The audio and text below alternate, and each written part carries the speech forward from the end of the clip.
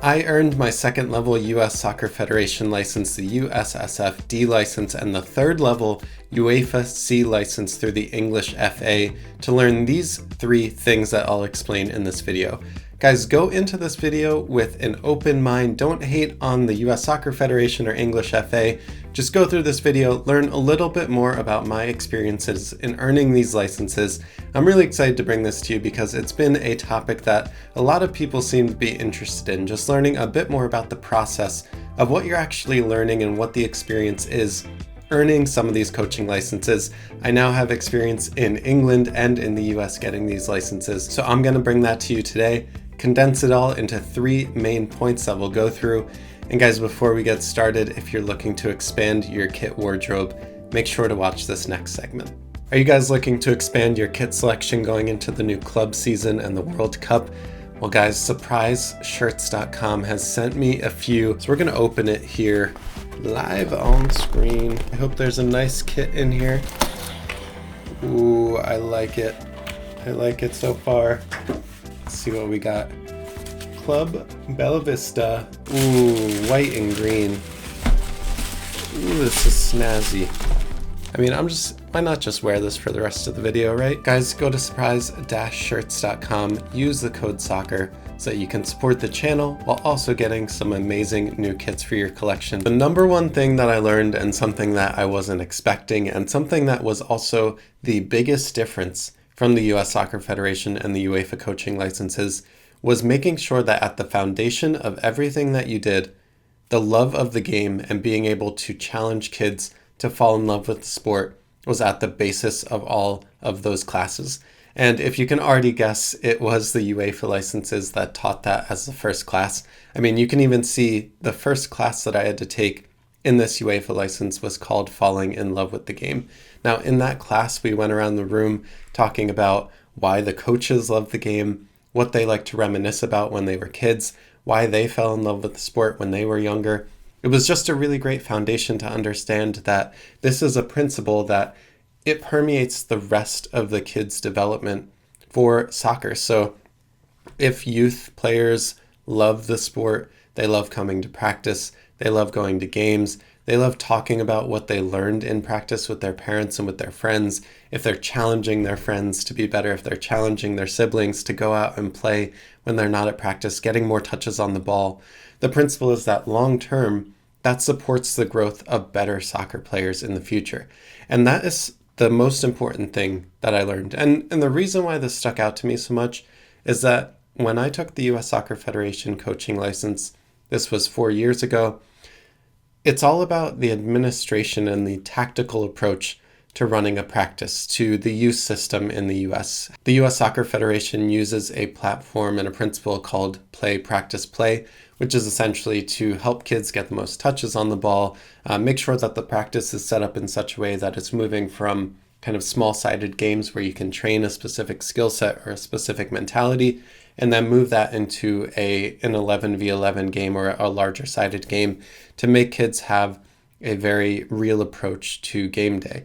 Now, I'm not saying that's bad, and I genuinely did need that instruction because at the time that I went to the USSF license, I was about to coach a varsity soccer team in southeastern Pennsylvania, and I really did need that education. I did need to learn about how to run a practice, how to set up drills.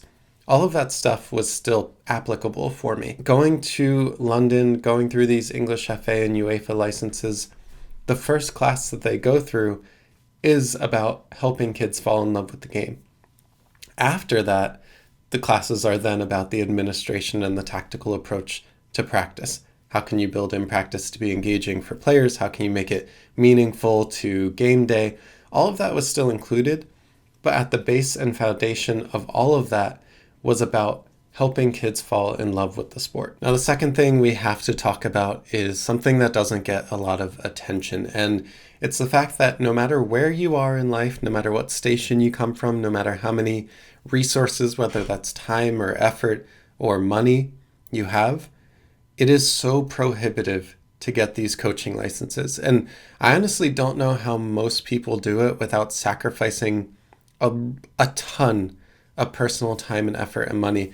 I was really fortunate to be in a situation where I don't have kids yet. I have a job that offers me paid time off that I can take to go to some of these classes.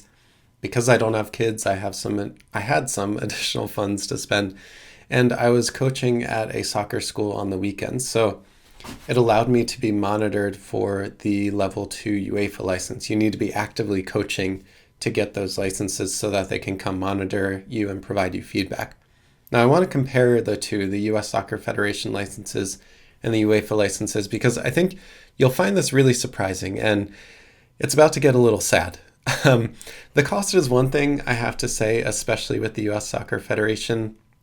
The prices are absolutely ridiculous. They are over and above something that someone could reasonably get without help from a club or an organization. Now, the first level for each, the UEFA and the US Soccer Federation licenses, are about the same. And once you move to the UEFA C licenses and the USSF C licenses, it starts to go a bit haywire. For the UEFA level C, I paid £360, which is a little over $400. Now, I want you to think about that for a second. So in a high cost of living place in London, for a UEFA license, I paid about $400 for the privilege of going through that class, for going through the exams, for being monitored and provided feedback in my coaching. I want you to think of a number now in your head for the equivalent level in the US Soccer Federation, and just have that number in your head. Do you have that number in your head right now? The cost for the equivalent level in the US Soccer Federation is $1,600, 1600. It is 4 times more expensive in the US Soccer Federation to get the same level of license from UEFA. Now, how anyone is supposed to pay for that if you're not already a university level coach or some club level coach that doesn't support you, which, by the way, might be required at that level to have, how can you do that? How can you get that done in this environment? It's crazy. Now, it's no wonder that almost every coach that you know of in a professional sense comes from an affluent background or is a previously professional player. And if you are a previously professional player, you get to jump the line. You get to skip a lot of these licenses because of your experience. $1,600 is so much fucking money that it costs 1/4 of that in a much more serious soccer nation. If you think about this, I am a certified financial planner by trade, passed the CFP exam.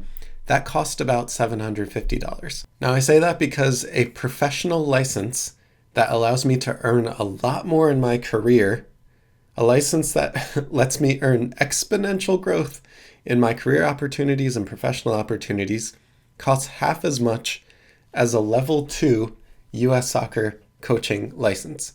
It's just insanely prohibitive, honestly. We thought we had issues at a grassroots level of pay to play for kids. No, it's also happening on the coaching level, because there is no way a normal human being in this environment that isn't already a professional coach getting help from their club or organization can do this. And it only gets worse from there, folks. So the UEFA B license costs £960, which is about $1,100. The US soccer equivalent B license costs $2,750 and requires in-person meetings in Bradenton, Florida, which, by the way, you don't get paid or reimbursed for your travel to Bradenton, Florida to go do these licenses. Travel and accommodation is not paid for. So you're paying $2,750 for the privilege to go for a few days to Bradenton, Florida and get training and get your US Soccer Federation B license. But then you are also paying on top of that all the accommodation, food, travel. How are the most passionate and effective coaches in America supposed to move up the ranks with these barriers of entry? Now, I want to bring us back a little bit to reality with this third thing, and it's mostly aligned and a credit to US soccer. So if at this point you're kind of like, I hate US soccer, it's shit, why is everything so prohibitive for passionate people that want to be coaches? I just kind of want to bring it back, because the people at the ground level of US soccer, the ones that aren't debating how much we should charge these coaches for these classes, the level of instruction was excellent across all facets of my US Soccer Federation licenses and the UEFA licenses. And if I'm being honest, there really wasn't a huge difference between the quality of coaching education when it came to that level between the US Soccer Federation and UEFA. In both programs, I met passionate coaches from all over the world, just trying to do their best for the next generation of coaches. Now, coaches that I took the D license with in the US are now coaching across universities, across high schools, across other club and affiliate organizations. I still keep up with them to this day. So I will by no means say that if you are looking to be a coach of a high school program or your kid's soccer program, I would definitely recommend doing some of the very basic US Soccer Federation licenses, because it genuinely does teach you and shows you how to be effective as a youth coach. And if you're just looking for like experience into what that looks like, how to set up a practice, how to be really engaging as a leader for the youth players that you have, I would definitely recommend it. And if you're looking to get into coaching, you can swing the time and the resources and all of that.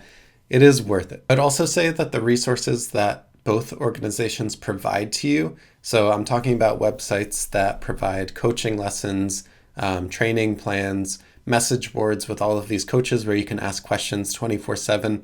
All of that was really great across the board from the US Soccer Federation and from the English FA. I want to also point out that I can say unequivocally that in London and in these coaching courses and in my coaching at the soccer school, nobody has ever said anything negative to me about being American. Nobody has ever said anything negative to me that I don't know soccer, I don't know what I'm talking about, that I don't have as much passion.